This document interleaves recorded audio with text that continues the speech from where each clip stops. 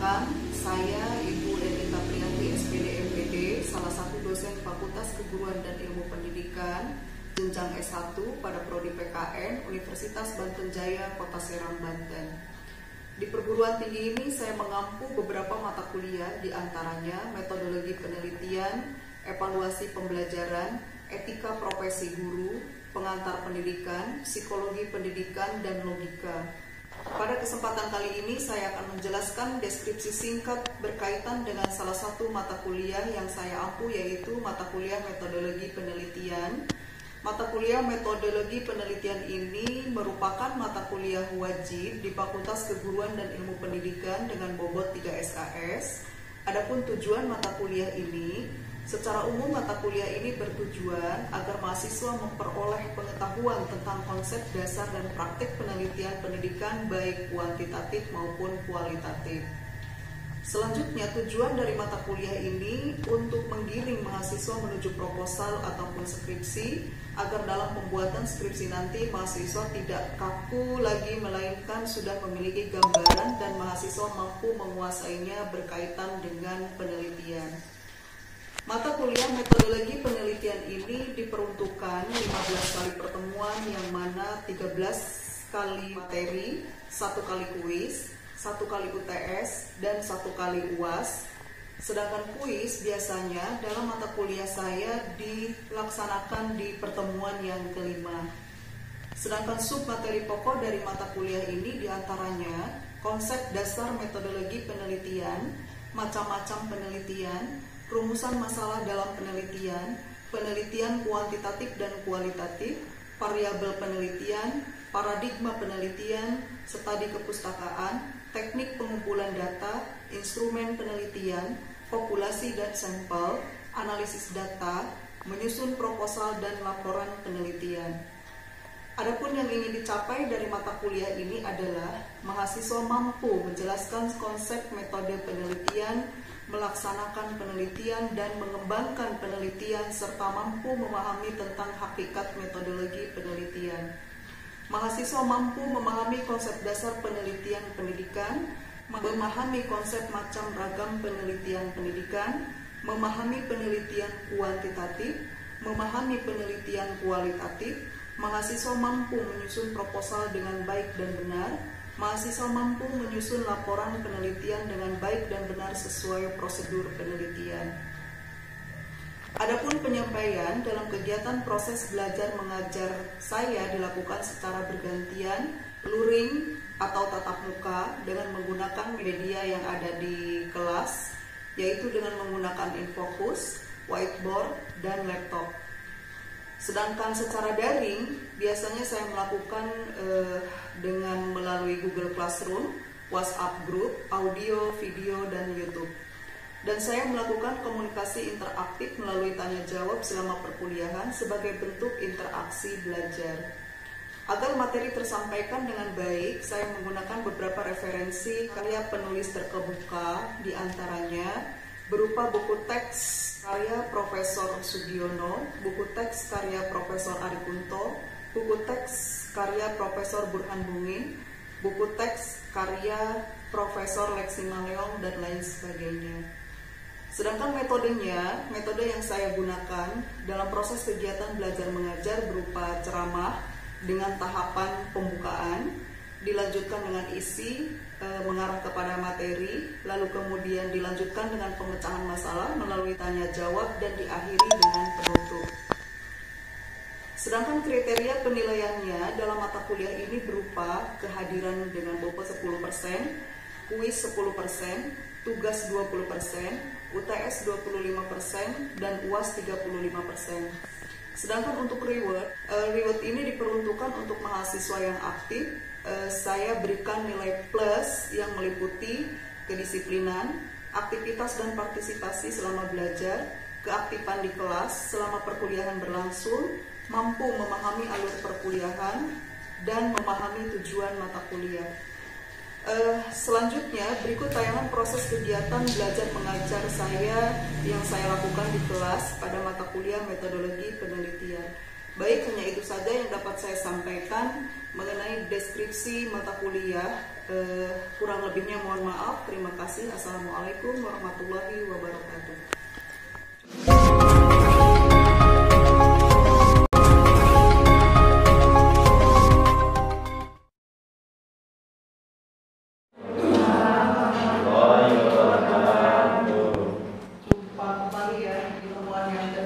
Minggu lalu kita udah membahas berkaitan dengan paradigma variabel. Sebelum kita lanjut ke materi selanjutnya, ini di pertemuan yang ke-6 kita akan membahas penelitian kualitatif dan kuantitatif, karena inilah yang sering dipakai di skripsi. Ya, biasanya skripsi standar S1 selalu menggunakan ini kalau tidak kualitatif atau kuantitatif. Cuma biasanya kalau prodi PKN itu biasanya menggunakan kualitatif karena alasannya sederhana, lalu kemudian berupa teori aja gitu, tanpa melibatkan hitungan ya, tidak berhitung. Kalau itu dua-duanya ya suka-suka aja ya. Kuantitatif menggunakan data statistik lebih menarik malah ya. Mahasiswa wajib tahu apa sih penelitian kualitatif dan kuantitatif itu. Ya, siapa tahu mahasiswa di antara keduanya ini tertarik ya, apakah mau kualitatif atau kuantitatif, kembali kepada mahasiswa minatnya kemana ya, mampunya kemana. Kalau memang tidak mampu kuantitatif ya gue rasa jangan dipaksakan ya, jadi lebih baik yang sederhana aja ya, yang penting mahasiswa itu paham. Baik, kita lanjut. Ini sudah dipahami ya.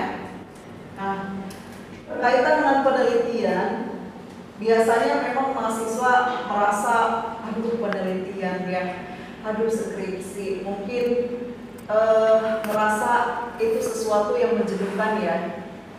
Jadi sesuatu yang bikin apa ya, merasa ada tekanan mungkin ya. Biasanya kan mahasiswa seperti itu. Inilah tantangan di semester 8 ya. Jadi memang penelitian ini memang sedikit menguras waktu, menguras tenaga, menguras pikiran, materi dan lain sebagainya. Di sini memang terkuras karena ini tahap akhir ya.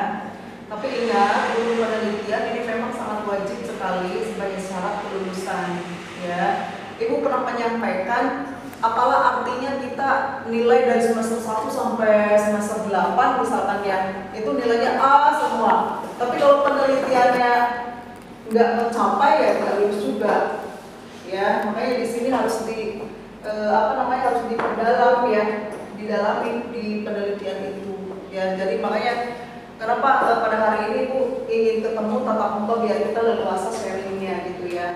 Pada kesempatan kali ini nanti silakan dipertanyakan berkaitan dengan penelitian ya. Jadi penelitian itu sebetulnya mudah kata Ibu ya, sederhana kalau kita mau menyederhanakannya. Biasanya kalau penelitian itu dianggap sulit karena kitanya yang bikin sulit ya. Aduh ribet, aduh repot, itu karena kitanya yang bikin ribet, repot. Jangan dulu bertele-tele, makanya katanya juga cukup dua variabel, yang penting bisa dipahami ya kan? Jangan berpikir untuk orang lain, ini untuk siapa? Untuk orang lain agar mudah dibaca. Penelitinya sendiri nggak paham gitu ya, jangan sampai seperti itu. Nah, berkaitan dengan penelitian, apa sih penelitian itu? Ini udah dibahas ya. Secara definisi bahwa penelitian itu cara ilmiah untuk mendapatkan suatu tujuan dan kegunaan tertentu berdasarkan gejala yang ada dengan menerapkan aturan-aturan metodologi. Ya, jelas sekali ya, ini secara definisi.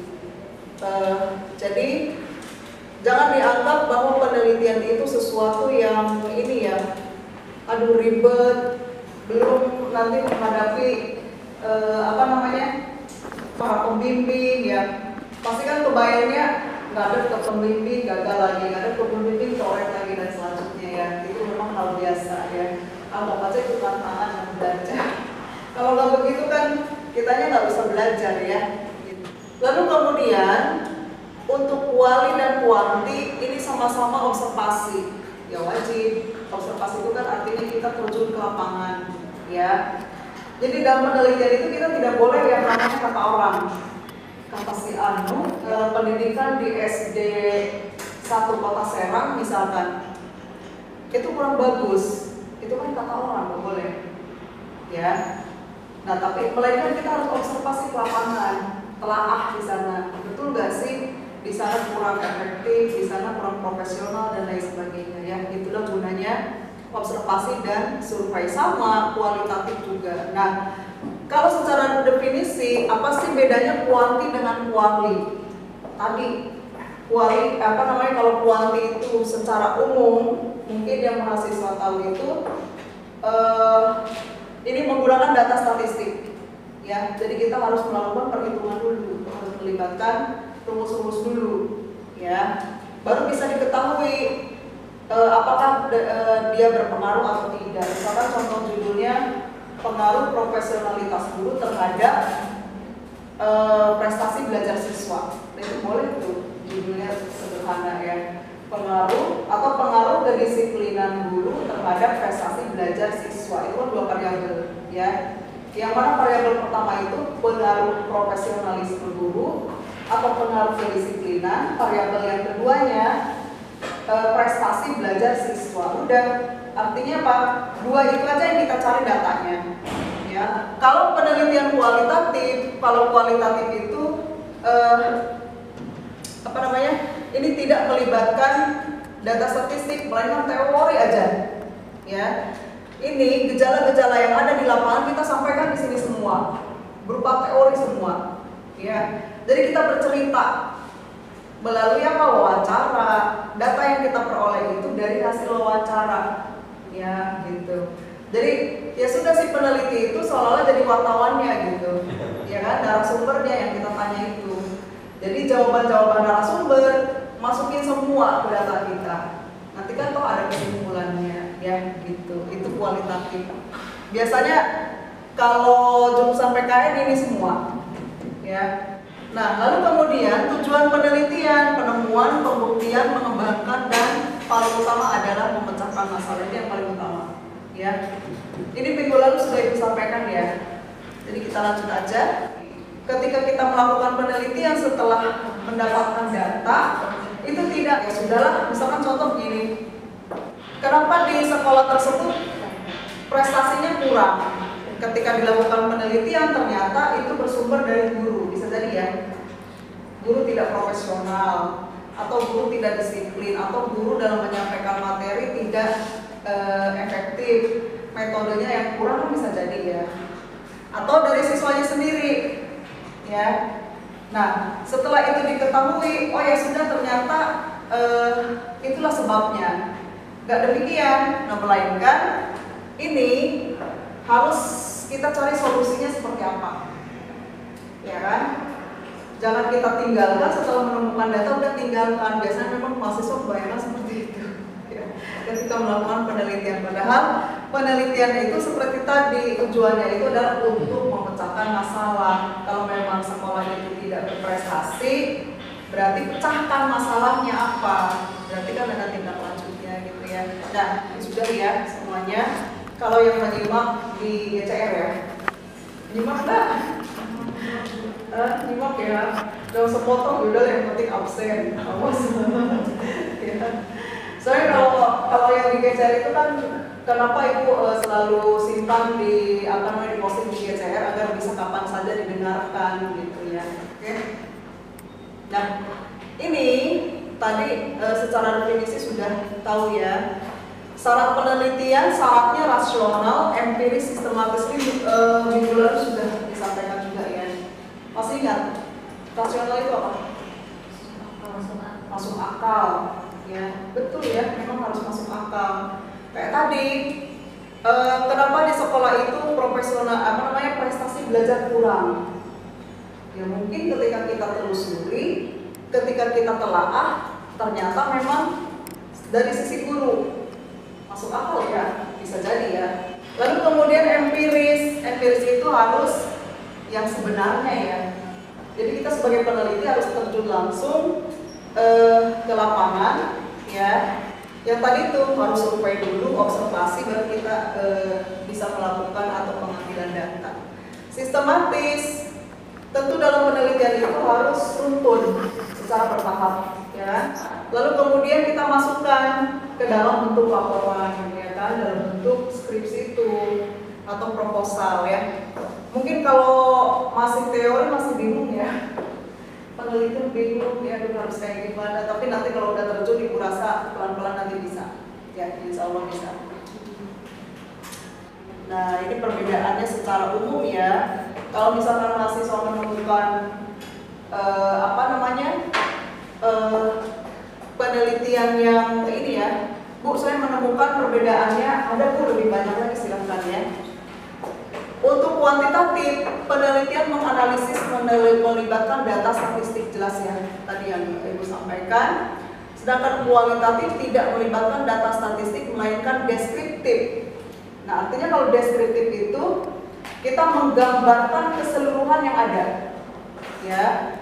Jadi apapun kondisi yang ada di lokasi sebagai sasaran penelitian kita ini digambarkan.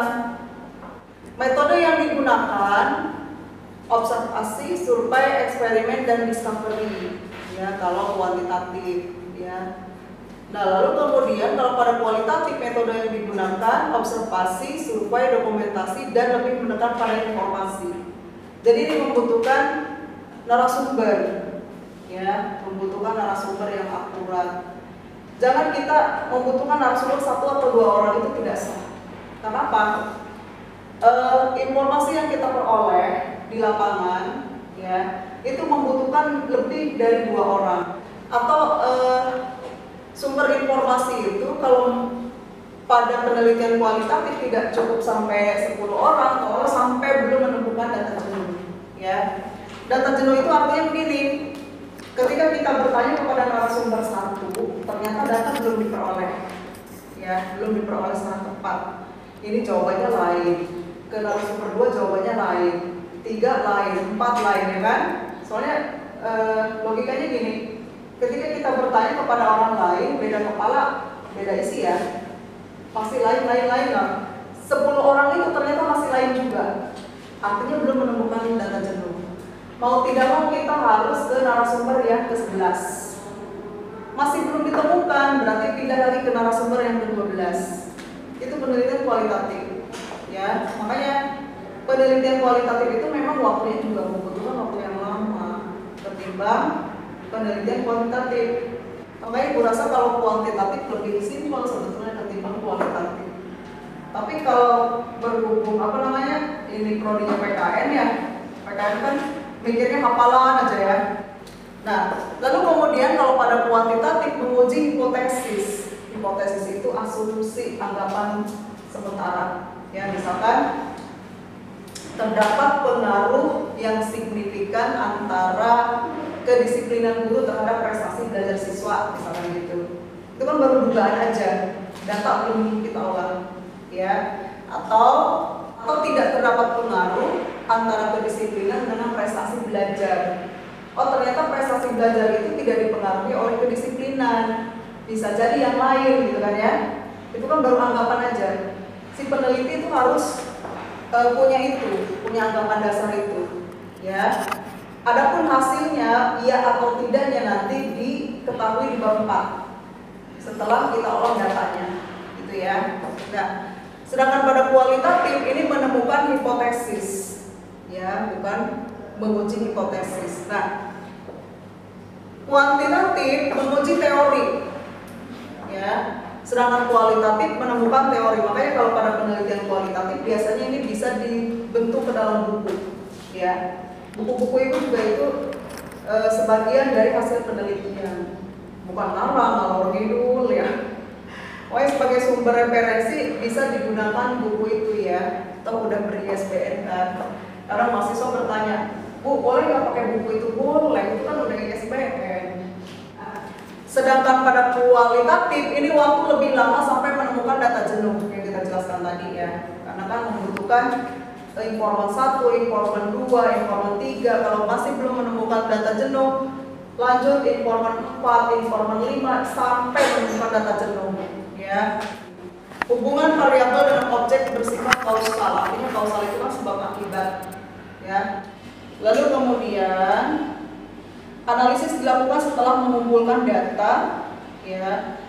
Nah ini yang seperti Ibu sampaikan tadi, jadi kita sebar angket, lalu kemudian kita tarik angketnya, kita kumpulkan, baru kita olah, baru kita simpulkan ya datanya itu apa sih, hasilnya apakah berpengaruh atau tidak berpengaruh. Analisis dilakukan secara terus-menerus dari awal sampai akhir. Nah, kalau ini karena kan dilakukan secara langsung ya antara peneliti dengan informan tadi. Nah, alur penelitiannya nah ini ya, nanti dalam bentuk laporan baik proposal maupun dalam bentuk skripsi tertulis, nanti mahasiswa harus mengikuti alur ini ya. Memilih permasalahan, tentu dalam penelitian itu kenapa sih kita melakukan penelitian? Tentu itu bersumber dari sebabnya apa, ada masalah. Kalau tidak ada masalah, ngapain dilakukan penelitian ya kan? Misalkan di sekolah tadi kurangnya prestasi di SMK, Bu saya nggak mau di sekolah lah, mau di desa aja misalkan ya. Satu, dekat dari rumah, biayanya lebih hemat, boleh ya. Di masyarakat lingkungan kita itu banyak terjadi pencurian ya, tingkat keamanannya kurang misalkan, terus banyak terjadi penganiayaan, kenakalan remaja, itu kan masalahnya. Dari masalah itu kemudian kita angkat ya. Tentu masalah di lapangan itu kan tidak 1, 2, 3, banyak sekali masalah. Dari saking banyaknya permasalahan itu lalu kita rumuskan ya, untuk menentukan rumusan masalah, jangan main-main juga ya. Ini hal yang kita rumuskan itu harus dipertanggungjawabkan datanya di bab 4 ya. Jadi nanti di bab 4 itu adalah jawaban dari rumusan masalah. Kalau rumusan masalahnya ada 3, berarti kan 3 yang harus kita cari data-datanya. Kalau rumusan masalahnya ada 5, berarti 5 yang harus kita cari data-datanya. Lumayan gitu, 2 aja banyak loh. Tujuannya untuk apa? Untuk menghemat waktu, menghemat energi, menghemat kemampuan kita ya kan, menyesuaikan kemampuan kita. Makanya rumuskan masalah itu ya. Cukup dari 50 masalah yang ada di lapangan, misalkan kita ambil 2 rumusan masalah aja. Dan 2 poin itulah yang kita cari datanya nanti ya. Itu lebih simpel. Nah, dari masalah itu baru lahirlah judul ya. Biasanya mahasiswa itu judul dulu yang diopek, tapi masalahnya nggak tahu di lapangan. Kita temukan dulu masalahnya di lapangan. Nah, masalah di lapangan kita rumuskan menjadi rumusan masalah. Nah, baru melahirkan judul. Jadi judul itu lahir dari masalah. Ya, ini Bu masalahnya benar di lapangan, padahal kita belum tentu survei ke sana. Yang penting judul dapat, itu salah. Ya, kemudian memilih pendekatan. Ya, nah ini kembali ke mahasiswa yang tadi disampaikan, apakah mau pilih kuanti atau kuali metodenya ya, dan sumber data ya. Variabel minggu lalu sudah kita bahas ya, ada yang namanya independen dan dependen ya kan. Yang mana independen itu merupakan variabel bebas, artinya variabel yang mempengaruhi, sedangkan dependen variabel terikat, variabel yang dipengaruhi oleh variabel bebas. Lalu kemudian kalau sudah kita menentukan variabel sumber data, nah baru kita bisa menyusun instrumen. Instrumen itu alat pengumpul data ya. Alat pengumpul data kalau pada penelitian kualitatif itu berupa pedoman wawancara. Jadi nanti dirangkai dulu pedoman wawancaranya. Kalau sudah dianalisa, baru kita simpulkan ya, benar nggak ya prestasi belajar itu cukup dipengaruhi oleh kedisiplinan guru atau kedisiplinan siswa. Nanti kan dapat tuh kesimpulannya ya. Nah, kalau sudah dapat kesimpulan, sudah ya, susun laporan dan wisuda ya, selesai ya. Gampang ya kalau dengar secara teori. Oke, sampai di sini ada yang mau ditanyakan berkaitan penelitian? Apaan gampang Bu? Setelah mendengar kisahnya gampang. Ada tanya enggak? Ya, tidak. Aku mau nanya ada kuanti, ada kuali. Satu lagi yang gue bilang ini. Untuk metode kuantitatif kan itu gambaran kita menghitung gitu ya Bu ya. Iya. Apakah ada deskriptifnya juga? Apakah ada? Ya. Pasti kan ada, setelah dihitung kan ada penjabarannya ya. Misalkan hitung lebih besar daripada tabel, itu kan tidak cukup sampai di sana. Pasti kita jelasin deskripsi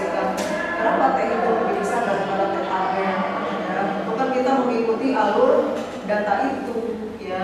Teori tetap ada, ya. Cuman mengarah kepada data statistik itu. Kita menjabarkan angka itu. Kenapa tank itu lebih besar daripada tabel itu lebih jelas. Berarti teori itu lahir karena berdasarkan data statistik. Iya. Soalnya kalau misalkan ini, kalau peneliti hanya menyampaikan angka-angka aja, tapi pembaca bingung ya. Ini dari mana ya? Kok tank itu lebih besar dari tabel? Maksudnya apa ya kan? Nah itu harus dijalani. Ya gitu. Tetap secara teori harus ada, tapi kalau pada kuanti memang mengarah kepada angka itu. Ya. Kalau pada kualitatif memang tidak melibatkan data statistik sama sekali ya. Jadi hanya apa yang diucapkan narasumber ya kita sambung, kita cantumkan di data laporan kita gitu. Ya. Tapi yang tidak valid itu sebenarnya pertanyaan 9 dan 10 itu keterangannya tidak valid, itu berarti untuk selanjutnya dia dianggap gugur ya, bukan? Iya. Dia tidak boleh dihitung, abaikan. Ya, walaupun di sininya ada, di data matanya ada. Ya.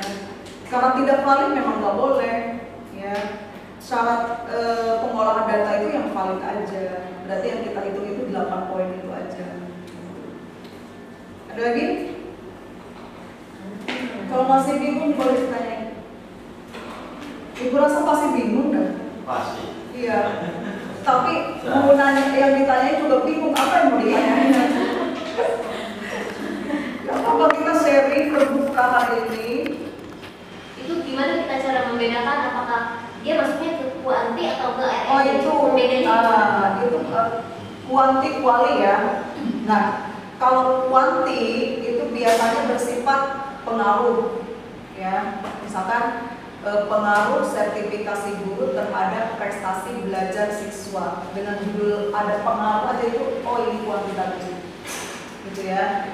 Atau hubungan, misalkan hubungan profesionalitas guru terhadap prestasi belajar siswa itu udah jelas kuanti, ya. Jadi kuanti itu yang menyatakan hubungan, yang menyatakan pengaruh, yang menyatakan perbedaan. Jadi di luar hubungan, di luar pengaruh, di luar perbedaan itu kuali. Kalau FND biasanya itu mengembangkan,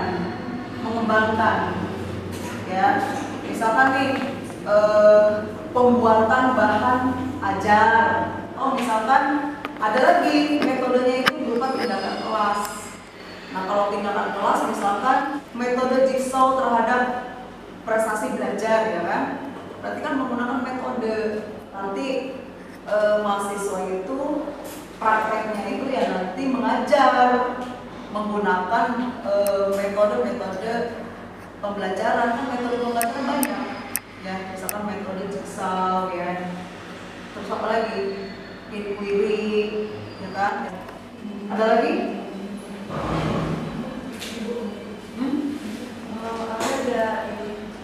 Ada buat sendiri boleh dulu ya.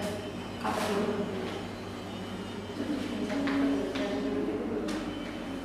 Rumusan masalah latar belakang. Ini dari mana nih? Bikin bu. Hah? Ada buat. Oh, buat latar belakang itu nggak segini ya?